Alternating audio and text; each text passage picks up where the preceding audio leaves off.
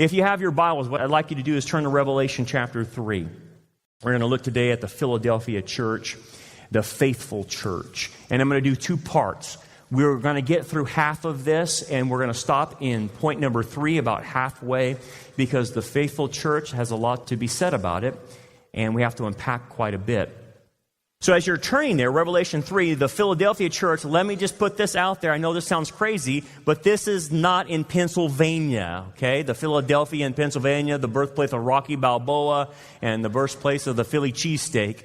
This is not the place that William Penn founded. Interesting enough, William Penn, who founded Philadelphia, took the name from this passage from the Church of Revelation. Remember, just some American history. William Penn founded Philadelphia as a sanctuary city for the Quakers. Have you ever eaten Quaker oats and you see the guy on the front? Well, they took the name from the Quakers. They were the Quakers, a Christian group. I don't agree with all of their theology. They had some messed up theology. But do you know that it was the Quakers who contributed a lot to the Bill of Rights? And it was the Quakers who, if you go to Philadelphia, were the ones who created the Liberty Bell. So William Penn took his people, this is the 1600s, 1700s, and the Quakers were there. Now, why did they get the name the Quakers? Well, George Fox appeared before the King of England one time, and he basically, I'm trying to paraphrase, he basically told the king, you ought to be quaking before God. And then the king responded, he goes, what are you, some Quaker?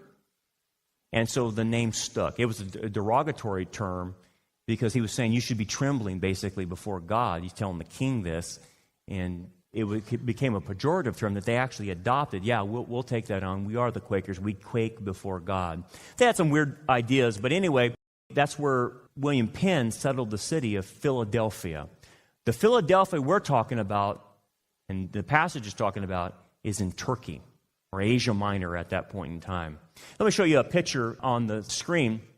Philadelphia is down here. This is a picture of Turkey. You had Ephesus, Smyrna, Pergamum, Thyatira, Sardis, and then you had Philadelphia.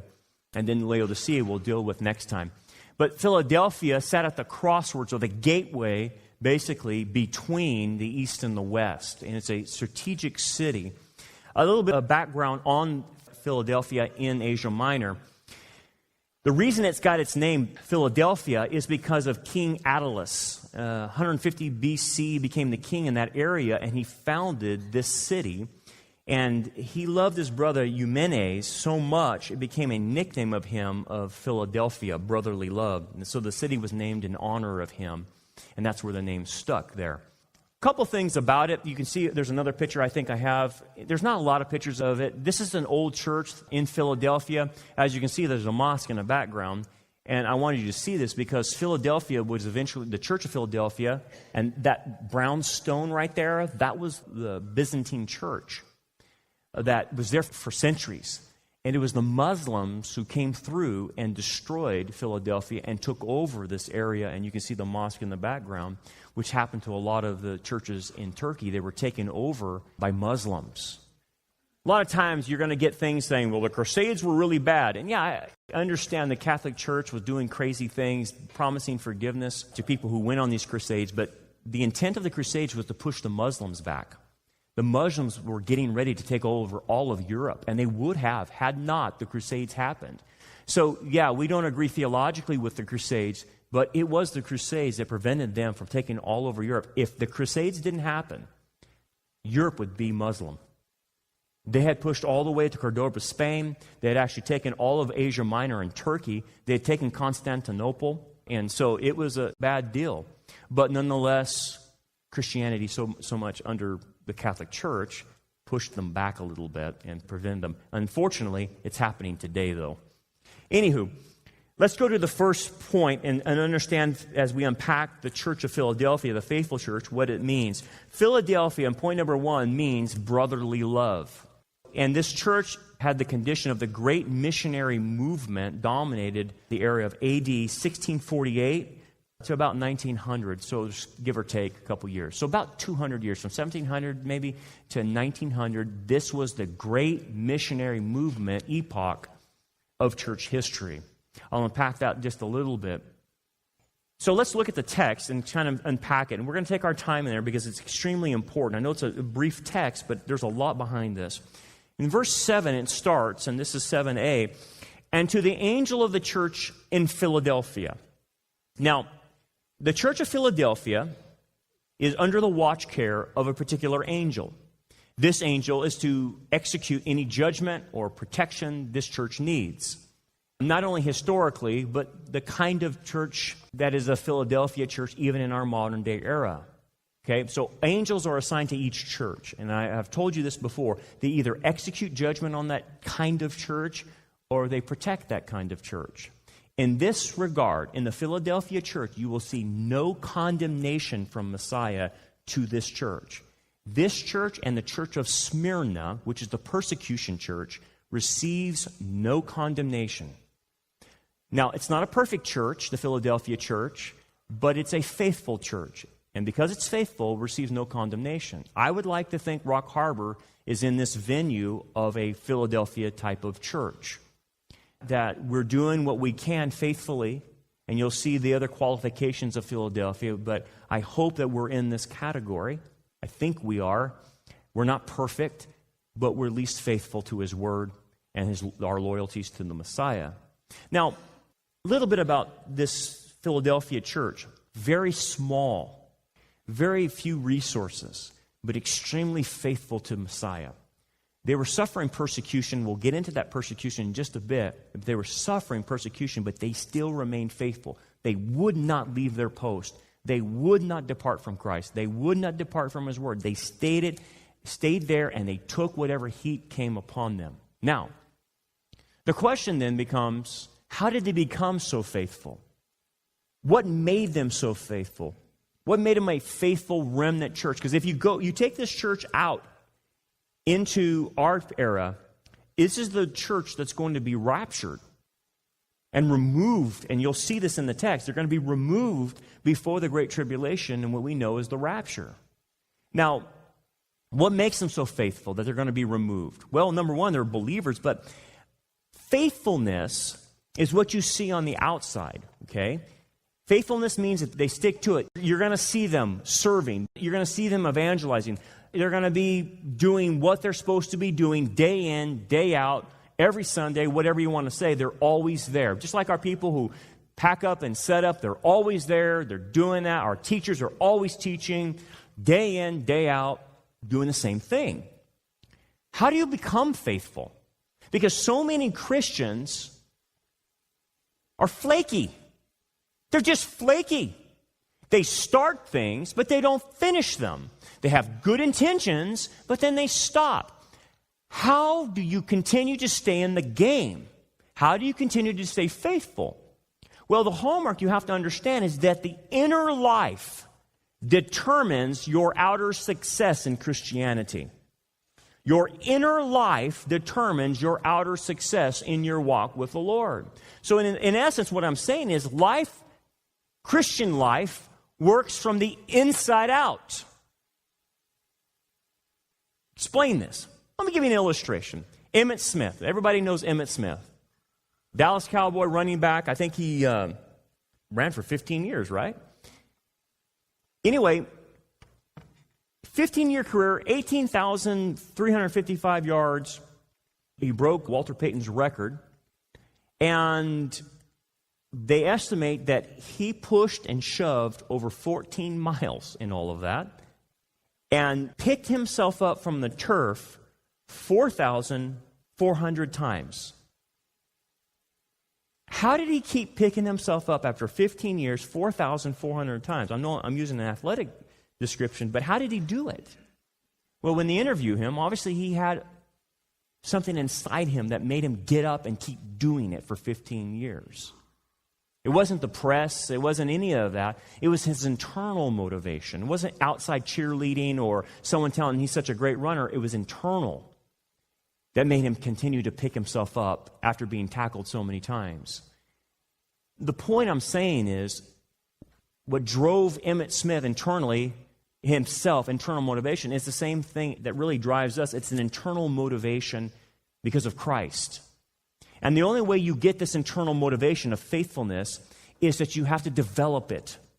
The Philadelphia church knew how to develop their Christian character, their Christian walk, because they focused on the inside, not the outside.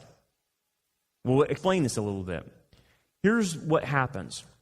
Your behavior, my behavior, speaks to us. It talks to us. If I'm a flake, and there's a lot of Christian flakes, if I'm a flake, it speaks to my internal character, that I have not developed my character. I have no staying power. I can't stay at it. It tells me that I have a character development issue. God has given us talents. God has given us a brain. God has given us time. God has given us His Word, and He expects us to use that to develop the internal so that our external can manufacture that stuff that He desires, like faithfulness. So many people, though, so many Christians are driven by outside circumstances. And Philadelphia had nothing to do with the outside because they were being persecuted. So what was driving them was an internal motivation. And so what do I mean by this? Well, a lot of Christians are driven by the external. Well, they'll say things like this. Well, if I could find a good mate, I'd be happy. Or, if I could just live the kind of life I want to live, I would be happy. If I can find a better job, if I could find a better spouse, trade the spouse I have in and get a new one, then I'd be happy. Or if I could make more money, Brandon, all I need is just a little bit more money, and then I would be happy. That is a Christian telling you that they are driven by outside sources.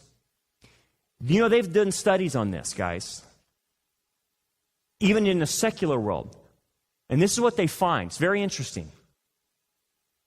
That only about 10% of the outside actually influences you in any possible way. So yeah, if you do win the Powerball lottery, so to speak, you're going to change for a little bit. But really, those Powerball winners, those lottery winners, don't ever change on the inside. Their outside circumstances change, but they're still the same person. So if they were a jerk before they won the lottery, and now they win the lottery, they're a jerk with money. That's all they are. Nothing's changed. Because internally, nothing's changed, right? And that's how we have to understand, how do we get faithful like the Philadelphia church? Because I think we're part of this venue, this characterization. You have to focus in on the internal and use everything God has given us, because 90% of the way you deal with life comes from inside of you. I want you to think that. That's how they were able to deal with everything. Let's move on. Point number 2 then. That's why they were faithful. But number 2 is this. Jesus is described as our vindicator and the one who possesses the authority over our ministry opportunities. Now let's explore this a little bit. And we'll go back to verse 7. And this is the description of Messiah, but it's a description not found in Revelation 1. Now, let me make this point before we go on. In the churches He's going to condemn, He will refer back to His image in the vision that John saw in Revelation 1. The reason for it is the vision in chapter 1 of Revelation is a vision of judgment coming from Messiah. Messiah is coming in judgment. And He's coming in judgment to the churches not behaving correctly. But the Philadelphia, like I told you, has no condemnation. There is no judgment coming to her. Hence, Jesus takes images from other parts of Scripture to convey stuff to them, things that they need, which is not a condemnation, but a picture of hope. He says this, right, these things say He who is holy, He who is true. Now, if you know your Old Testament, this is a common Jewish way of referring to Yahweh, that He is holy and true, right? Holy and true. Those two will always go together. Let me tell you why He's saying this, and you'll understand it when I give you the context. Historically, Philadelphia was a temple warden. What do I mean by that? They guarded the emperor worship in that city, and they called the emperor the Son of the Holy One. The Caesar, they were calling him that. So undoubtedly, Jesus is contrasting that with Himself and telling them there is no Holy One over there in that temple of Caesar. I'm the Holy One. I'm the true one. I'm the true reality. The idea of holiness is separateness, but it's Jesus declaring himself to be God, that I am the only one true God. And who is true means that, as opposed to any false teachings about God and any error about Jesus. So he says, I'm the one true God, connotates a theological position of the Messiah. I'm the one true God, and what I say is true, as opposed to what you're hearing from the outside world. That's going to make sense when you understand what Philadelphia is having to undergo, okay? We'll come back to that. So Jesus basically is saying, I'm the only one true God, basically. And there's a reason for that. We'll come back. He says, he who has the key of David. This key of David has to do with authority. Anytime you see a key in the Scriptures, it has to do with authority. Now, Messiah had given the keys of the kingdom to the apostles to open up evangelism, and they did that. And you can see that in the book of Acts. That was an authority to open those gates, so to speak. And then in Revelation 1, Jesus is said to have the keys of death and Hades. He has authority over physical death and spiritual death. And it's only through Messiah that you can attain resurrection and spiritual life. So he has that authority to give life to those who want it. Okay, but in here, he says, I have the key of David. Well, this is a messianic claim. The key of David has to hearken back to the household of David or the dynasty of David. This is a very Jewish understanding. Because what God did is he made what's called a Davidic covenant with Israel. That I'm going to give you an ancestor from David's line who will sit on David's political throne forever. Well, the only way that can be satisfied is he has to be human, but he also has to be God because he has to be able to sit on the throne forever. So it's satisfied in the God-man Messiah. Hence, Jesus has that authority that has been given to him but from the Father in order to sit on David's throne. The throne of David is unoccupied, and it sits in Jerusalem. There's no literal throne there, but when Jesus comes back, he will sit on David's throne in the temple and exercise that authority over the dynasty and over the entire world. So it's a reference to Jesus coming as king and ruling in the Messianic age. It's a reference to that authority that he has. He's the only one that has that. Now, he says something very interesting. He who opens and no one shuts, and shuts and no one opens. This is a direct reference to Isaiah 22. This was in the days of Hezekiah when they were being attacked by the Assyrians. There was this old boy named Shebna who was playing political games at the time. He was actually the treasurer of David's storehouse of treasures. Okay, Hezekiah was the king. This guy did some political jockeying to position himself, to do some self-aggrandizement, to pay himself off, to get himself a position. And basically then he manipulated politically to get in a very wealthy position to have the key to open the storehouses of David. Okay. What ended up happening is God took him and he said, literally, I'm going to whirl you around and cast you away. And he sent him off into Babylon for doing what he did. And then what God did is he put another guy in charge named Eliakim. And he became the steward of David's house and the treasure room.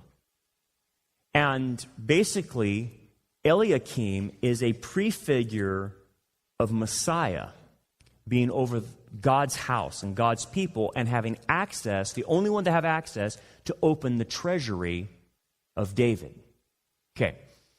To put this into terms we understand how Jesus fulfilled this, he says, all authority has been given unto me. Jesus controls who comes in and who comes out. People who want salvation, he opens a door for them. People who don't, he closes the door. He also has access to the treasury that God has, the true spiritual treasures. He is the key, so to speak, of opening that treasure to anybody who desires it. So hence, Jesus is saying, I'm the one that controls the door. He did say he was the door, did he not? He was the one who opens and closes it. And he has the access to God the Father's treasure. He is the steward of it as God the Son. That picture then is a picture that is apropos for the Church of Philadelphia. Because the key to open doors and closed doors is a reference to ministry opportunities. Ministry opportunities. Follow with me in verse 8 and you'll kind of see what I'm talking about. He goes, I know your works. So he has no complaints. He knows what the Philadelphia church has been doing. See, I have set before you an open door, and no one can shut it. This open door that Messiah has access to, that he can do, is in the context of the ministry of the Philadelphian church. So, with the context, we're saying that it's basically ministry opportunity that he has given the Philadelphia church. The ability to evangelize, the ability to disciple. That's what he's saying. I control that, and I'm situating Philadelphia in that situation to do this. Now, let me give you the historical situation so you can understand more in depth of what Jesus is talking about. Philadelphia is situated on a border town. It is the gateway that it sits on between the east and the west in Asia Minor. Now, what Philadelphia was used by the original kings of Philadelphia was they were trying to usher in Greek influence into the east. And it was through Philadelphia that you did it through. In fact, they did it so well that the Greek language permeated all of the Middle East and became Koine Greek by the time of Jesus' day. And that was the lingua franca, was Koine Greek. And it worked very well because of Philadelphia. It was a major trade route. Everyone went through Philadelphia. So then what ends up happening is Jesus is giving a message to the Philadelphia church and saying, I've planted you here for a ministry opportunity. You're sitting on the gateway between the east and the west. And I'm going to use you to spread Christianity not only eastward, but westward. Because as you know, in history, you look back at 2,000 years of church history, where did the cradle of Christianity become? It went west from Israel. It went into not only Greece, but took over all of Europe. That would be the cradle of Christianity. And so he positioned this little church on that trade route so they could spread the word. And they did a very good job of doing it, by the way. They founded so many things and spread the gospel like wildfire. Now, let's get to the point of some application about this to understand it. What does this mean for you and I? It's the same concept, same principle. Jesus controls the ministry opportunities that come into your life. He either opens doors or he shuts them. Now, here's what happened. The Apostle Paul had doors shut on him. He had doors open to him, and he'll recount this to the Corinth church many, many times. He even said, if you remember in Acts, that he had the Macedonian dream. He was prevented from going to the east. That door closed, and then he was told to go into Macedonia, or which is Greece. He was redirected by God to go westward. So Paul will make those statements, and he'll say a door of opportunity, right? A door of opportunity came to my way, or something like that. Okay. It is at this time in church history, between 1700 and 1900, about 200 years, that the missionary movement exploded all over the world. Researchers look at this, and this has never happened in church history. There was no place on this planet that the gospel didn't go to.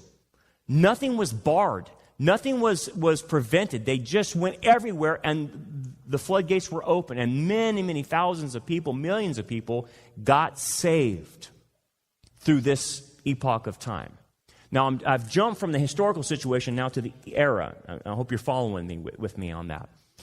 So things happened. The Moravian Brethren in Germany started. They got an inkling from God that God wants missions to go out, and it started. And the Great Awakening started happening. This is the early 1700s, 1740s.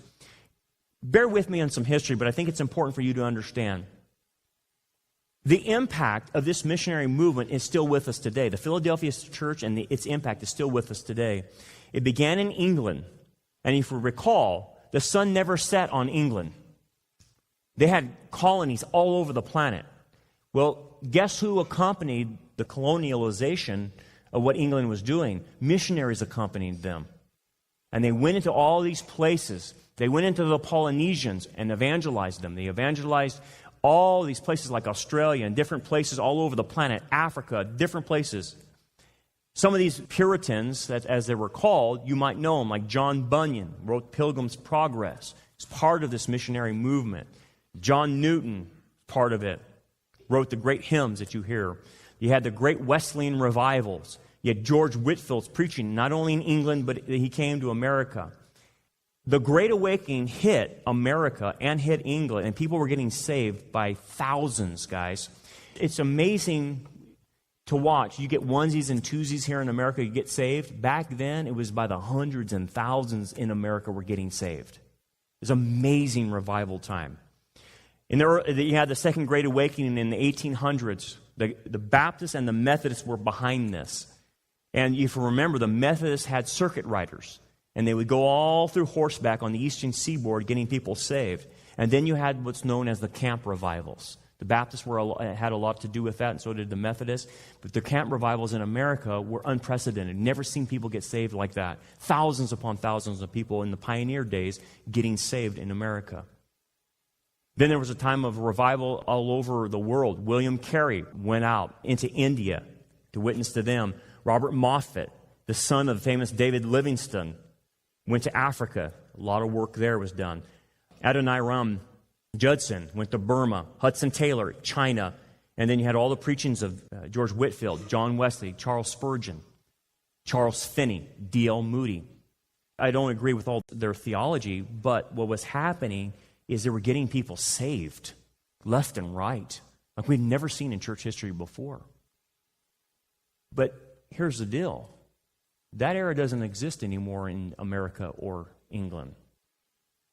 We don't see it like it is today. In fact, a lot of what happened, Britain was ahead of this, and then it transferred kind of to the United States. We still are the number one sending missionary country on the entire planet, and who is funding a lot of the missions. So a lot of what Philadelphia was doing in England came and settled right here in America. But unfortunately, things are changing. Evangelism is dying in America, and evangelism is dying around the world because America's not sending any more money to them. And I've told you this before about Steve Kern down in Central America. He told me, he goes, Brandon, 80% of the people who come down here on missions are doing social gospel stuff. They're not even giving the gospel. A lot of those days are gone by. What they call them in missiology is called a burnt-out district. Think about this. A burnt-out district, how does that codify with England and France? And you would say, yeah, that's a burnt-out district. No one's responding to the gospel. You're right. And think about what's happening in America. Very few people, especially the youngers, are not responding to the gospel anymore. In missiology terms, that's called a burnt-out district. It's like a wave has come through. It came through in American history, came through England, and moved through the world. And then once the wave and the fire goes and it's gone, it might go to some other part of the world. Right now it's in China, it's in Africa, and it's in Central America. But that kind of revival stuff is not here. Now, this is an application for all of us, and I think this is important to understand.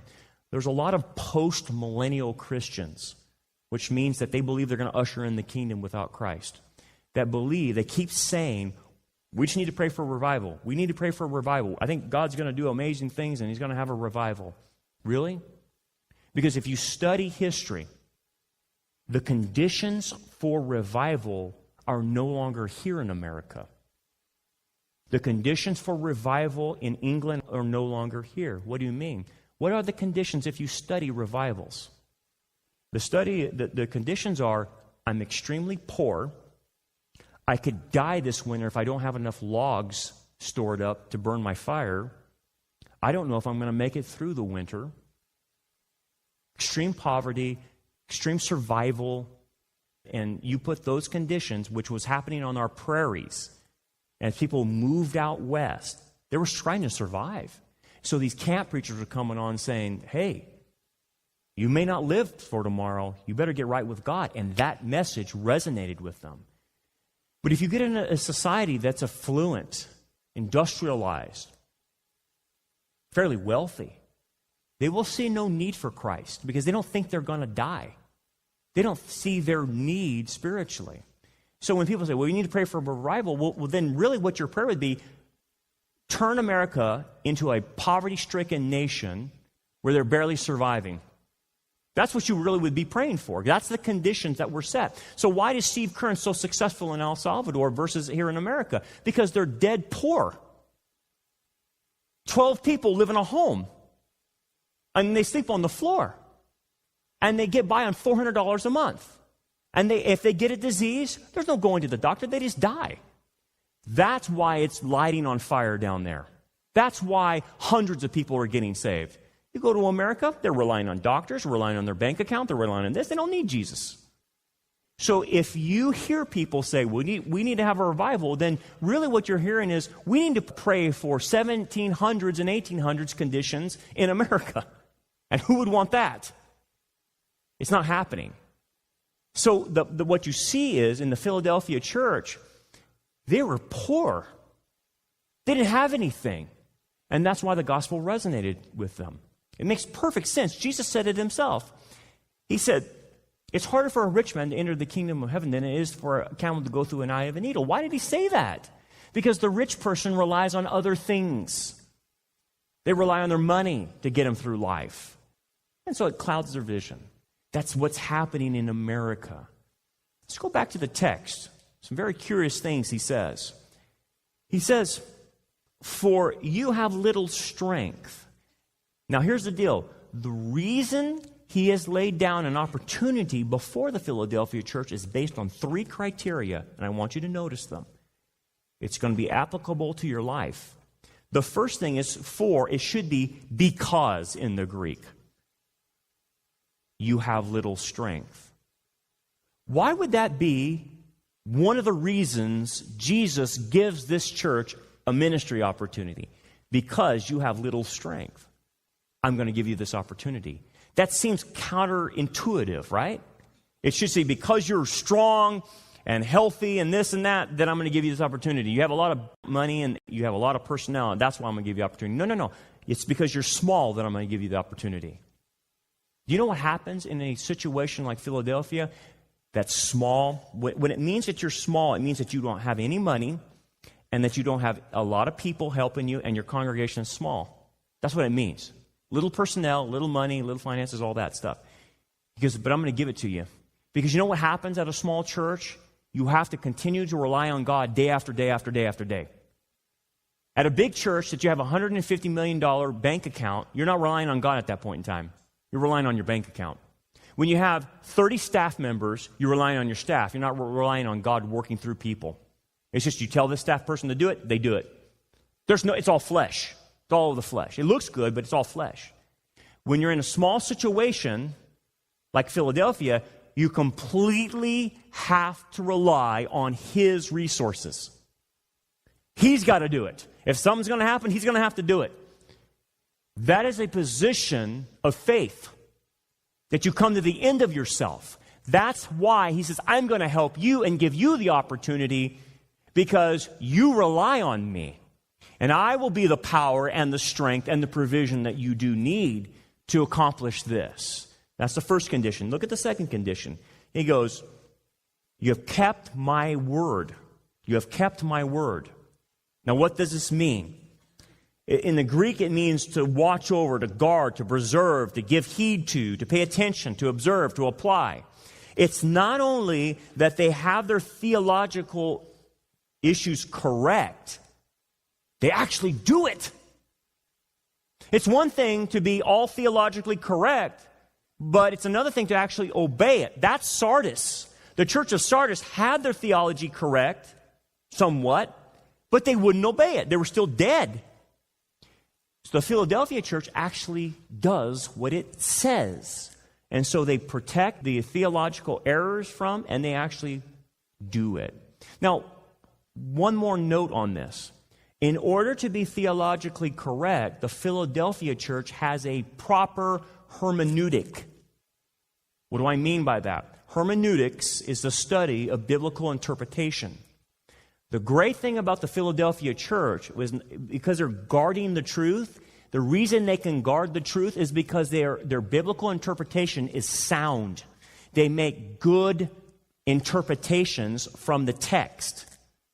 What's happening to the churches today is you have anything that goes, any willy-nilly thing, and doesn't even apply to the text. You're like, what in the world? They're just making stuff up. They read into the text presuppositions of their theology. They take things out of context, and it messes up these churches. Philadelphia did not do that. They were sound hermeneutically. And because of that, it protected them. That's what he says. You've kept my word. And the third one is, you have not denied my name. That's the third qualification, the third condition. You've not denied my name. What is he referring to? Jesus is saying this church has spiritual fidelity to me. They're loyal to me. In what way? Well, it's easy. You go to James. James talks about spiritual adultery of believers. How does a believer commit spiritual adultery against Jesus? They become worldly. That's James's point. So Jesus is saying, this church is loyal to me because they're not worldly. There's a lot of churches that might have their theology straight, but they're worldly. They use worldly gimmicks to get people's attention and different things like that. He says, no. This church is loyal to me. They're not worldly. So notice the three conditions. The three conditions of why he gives them an opportunity to serve him in this capacity. But let me make one more thing happen in our minds. There is another condition on the other side of this equation. Those are the conditions for us in given ministry opportunities. But what is the condition for the door fully opening and seeing the other person on the other side of that door who is the ministry opportunity? The condition is that person must be willing to receive the gospel. Seek, and you will find. Knock, and the door will be open. Yeah? You see the other condition? It's not our condition, it's on the other side of the door. The person must be seeking and must be knocking, saying, I want to know you, Jesus. I want to know the truth. And if that person doesn't want it, even though our conditions are met, the door won't open. You must understand this principle. You can do all you can do, and we as a church can do all we can do to prep ourselves. I'm faithful to your word. I'm not worldly, Lord. I've met all the conditions, and the door still won't open because on the other side, no one wants it. That's what's happening in America, folks. This is why you're getting so discouraged. I'm so discouraged because we're all ready to go. I would love to share the gospel. We try to share the gospel, but no one wants to hear it. It just falls on deaf ears. That's okay. We'll still do our job. We'll still prepare. But that other equation is they must be knocking. Behold, I stand at the door and knock. He who opens the door, I will come into him. But you got to open the door for him to come in, and I will dine with him and he with me. Right? They got to be knocking. I tell you this so you don't get discouraged when you do evangelism around here. We're going to have projects. And you're going to see very few results. It's because of the other side. They're not wanting it. They've got life all figured out. They don't want Jesus. They're good. They're good. They're rolling. It's okay. He'll only open that door if they're ready. Some application for us. The obvious lesson is this.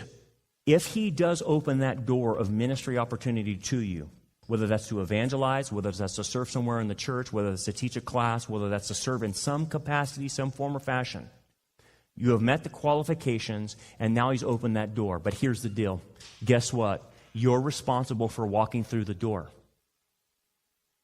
You're responsible. And so many Christians have the door opened in front of them, and they're like, I'm not going through that door. No way. I'm not going through that door. Be careful. If you do not take that opportunity, that door will close and you will never get that door back again. You will never get it back again. Once he opens a door, he is saying, I need you, green light, go through.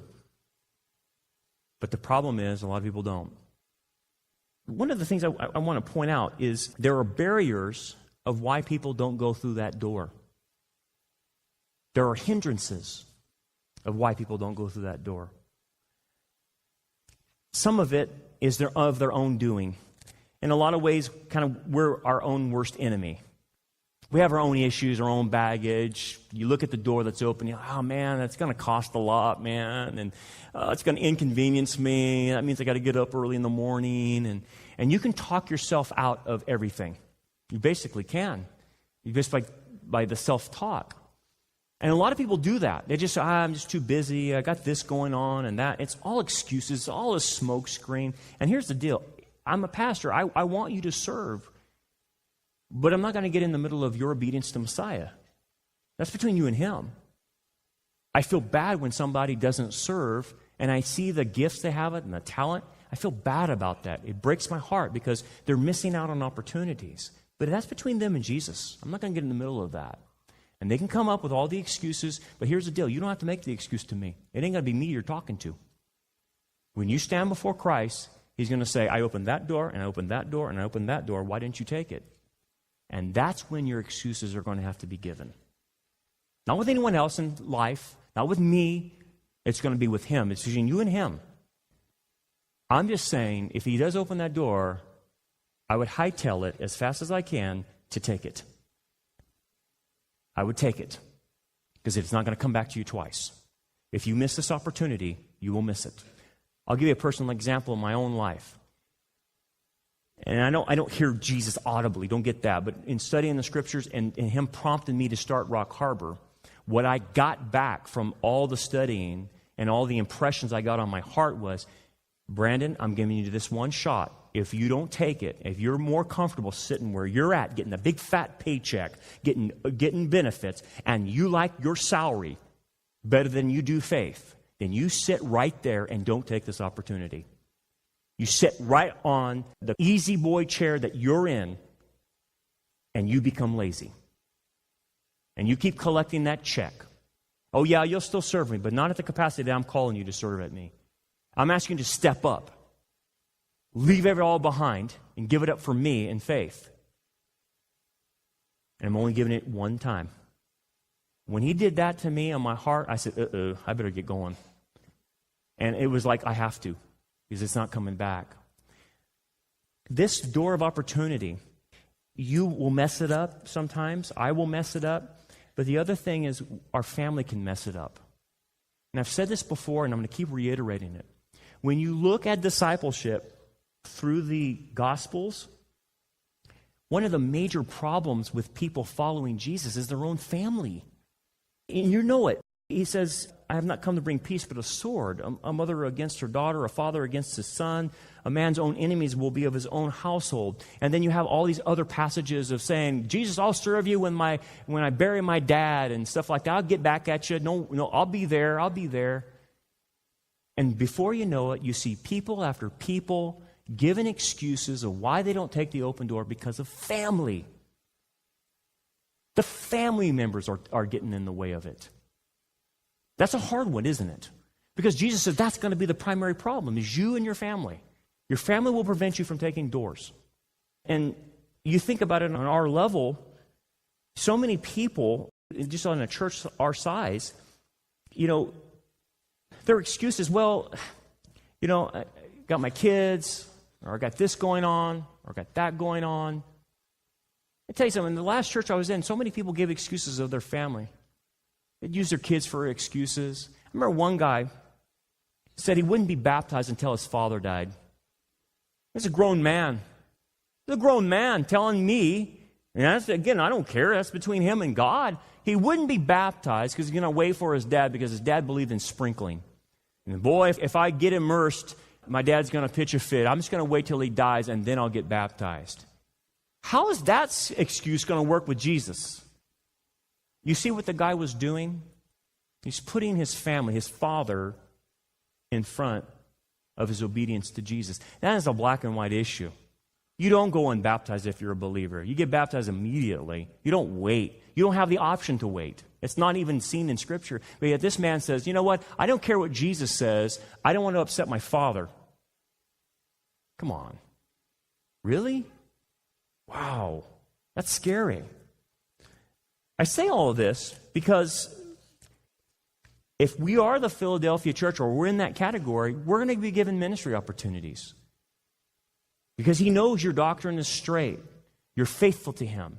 You've met all the conditions. Now he says it's up to you if you want to be used. It's totally up to you. And I pray you do that. But there's going to come a day that Jesus is going to say, I've given you plenty. I'm closing the door. That breaks my heart because you will not get the rewards that he intended to give you. I always sometimes think about this, and we'll close. What if you and I get to heaven and we're standing in front of Jesus at the bema seat of Christ, and he's going through our lives, because that's what we're going to do is recount our lives. And he's going to show us, man, I gave you this and I gave you that. And then in the background, he's going to say, and I had this reward for you, and I had that reward for you, and that for I was ready to give it to you, man. I was ready and willing to give it to you if you would have taken that door. He goes, but unfortunately, I can't give that to you. I'm going to give that to another. For he who doesn't have will be taken from him. But he who has will be given more.